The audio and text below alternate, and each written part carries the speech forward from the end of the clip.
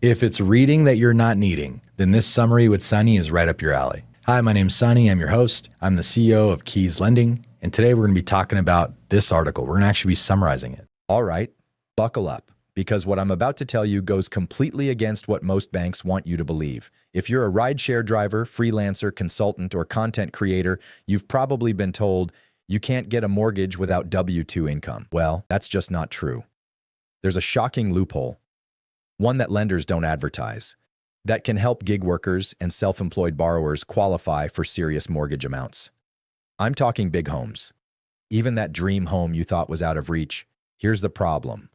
Traditional lenders are stuck in the past. They rely on 2 years of W-2s, full tax returns, and debt-to-income ratios that only make sense for people with steady paychecks. So if you're self-employed, maybe you drive for Uber, run an Etsy store, or juggle multiple 1099s, your deductions and variable income make you look unqualified. Even if you're earning great money, the system just doesn't see it. But here's the loophole, and it's 100% legit. It's called a non-QM loan, short for non-qualified mortgage. These are alternative mortgage programs designed specifically for people like you, freelancers, entrepreneurs, gig workers, and small business owners. They don't care about W-2s or tax returns. Instead, they use bank statement loans, 1099 income, or even asset-based programs to verify what you actually earn. Here's how it works. If you deposit income into your account each month, lenders average your deposits over 12 or 24 months to figure out your real earning power. That's it. No tax gymnastics, no employer verification. Here's where things get fun.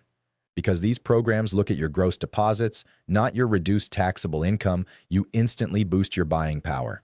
Let me give you an example. Say you're a freelancer who reports $45,000 in taxable income after deductions. Traditional banks might approve you for, a $250,000 home, but your actual deposits total $120,000 a year.